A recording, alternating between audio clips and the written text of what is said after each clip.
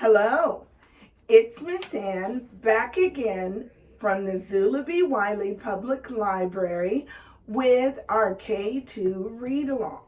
This month, our book is Too Many Tamales by Gary Soto, illustrated by Ed Martinez. Hopefully by now you've picked up your bag and you have your book ready. Let's begin. Snow drifted through the streets, and now that it was dusk, Christmas trees glittered in the windows. Maria moved her nose off the glass and came back to the counter. She was acting grown up now, helping her mother make tamales. Their hands were sticky with masa. "That's very good," her mother said. Maria happily kneaded the masa. She felt grown up, wearing her mother's apron. Her mom had even let her wear lipstick and perfume. "If only I could wear Mom's ring," she thought to herself.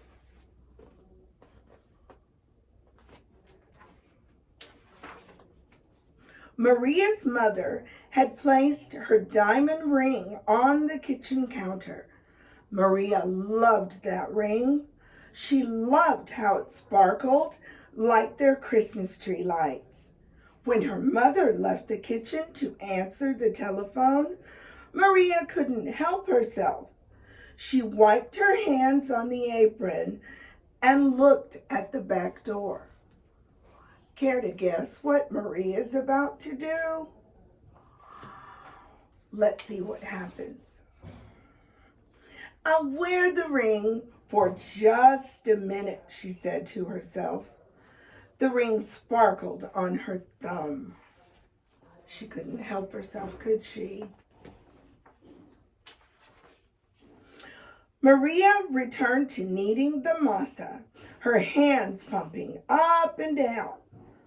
On her thumb, the ring disappeared, then reappeared in a sticky glob of dough. Her mother returned and took the bowl from her. "Go get your father for this part," she said. Then the three of them began to spread the masa onto corn husk. Maria's father helped by plopping a spoonful of meat in the center and folding the husk. He then placed them in a large pot on the stove. They made 24 tamales as the windows grew white with delicious smelling curls of steam.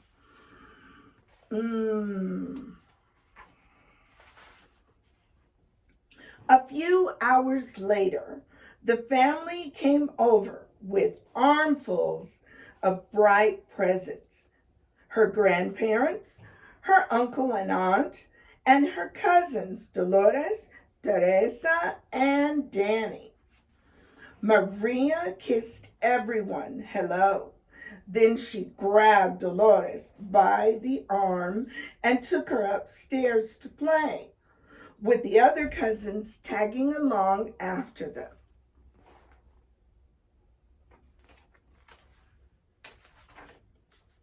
They cut out pictures from the newspaper, pictures of toys they were hoping were wrapped and sitting underneath the Christmas tree.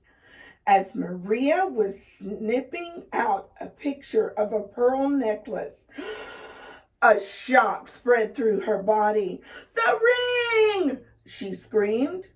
Everyone stared at her. "What ring?" Dolores asked. Without answering, Maria ran to the kitchen. The steaming tamales lay piled on a platter. The ring was inside one of the tamales, she thought to herself. "It must have come off when I was kneading the masa." Dolores, Teresa, and Danny skidded into the kitchen behind her. "Help me!" she cried. They looked at each other.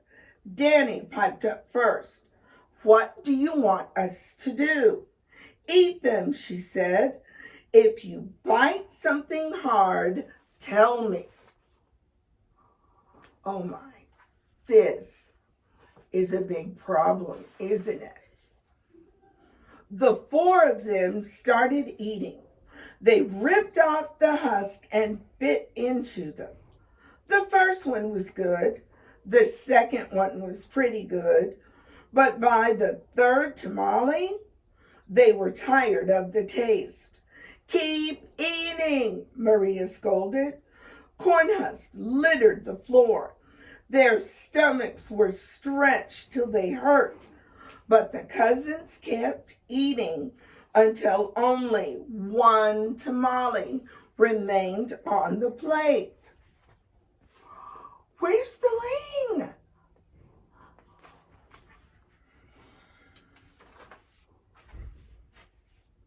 "This must be it," she said.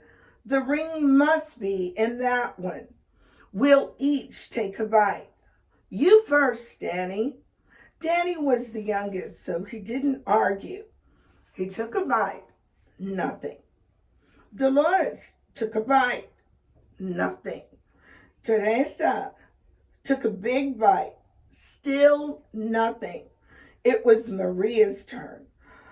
She took a deep breath and slowly, gently bit into the last mouthful of tamale. "Where's the ring?" Oh my, do you think she's in trouble? "Nothing. Didn't any of you bite something hard?" Maria asked. Danny frowned. "I think I swallowed something hard," he said. "Swallowed it!" Maria cried, her eyes big with worry. She looked inside his mouth. Teresa said, "I didn't bite into anything hard, but I think I'm sick." She held her stomach with both hands. Maria didn't dare look into Teresa's mouth. She wanted to throw herself on the floor and cry. The ring was now in her cousin's throat, or worse, his belly. How in the world could she tell her mother? "But I have to," she thought. "Would you tell your mom?" "Should you tell Mom?" She could feel tears pressing to get out as she walked into the living room where the grown-ups sat talking. They chattered so loudly that Maria didn't know how to interrupt. Finally, she tugged on her mother's sleeve. She's got to do it.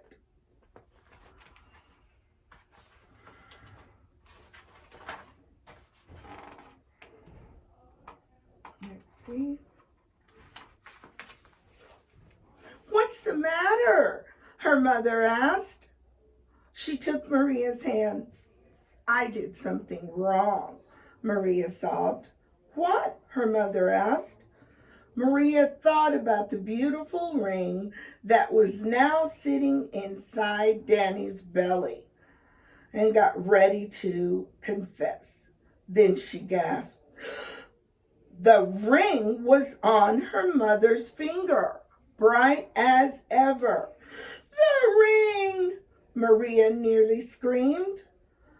Maria's mother scraped off a flake of dried mesa.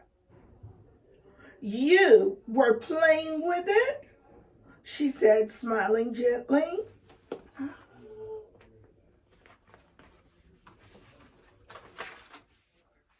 "I wanted to wear it," Maria said, looking down at the rug.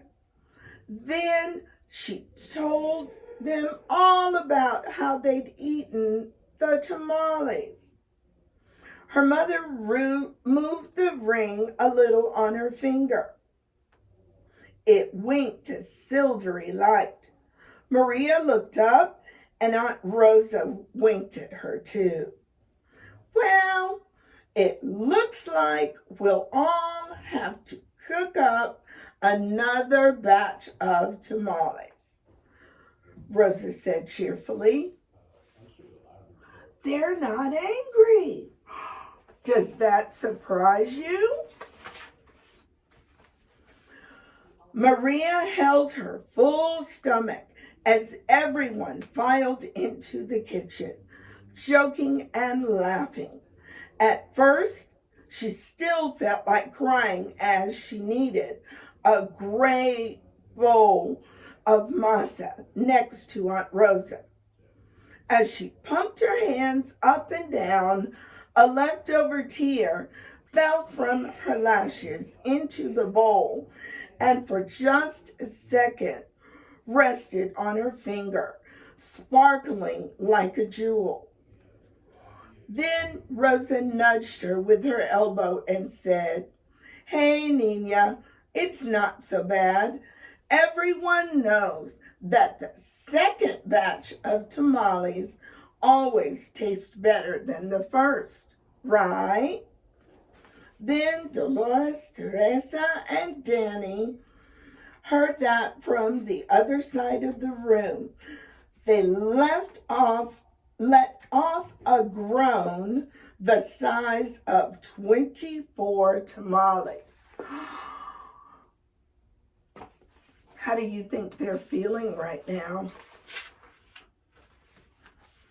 Then Maria couldn't help herself. She laughed, and pretty soon everyone else was laughing, including her mother. And when Maria put her hands back into the bowl of masa, the leftover tear was gone. The end. Did you enjoy this story? Did it get you to think about traditions your family does for Christmas? Special foods, special drinks, family coming over? I hope so. I hope you enjoyed this month's book and that you'll keep reading and have a very Merry Christmas and a Happy New Year. See you in January.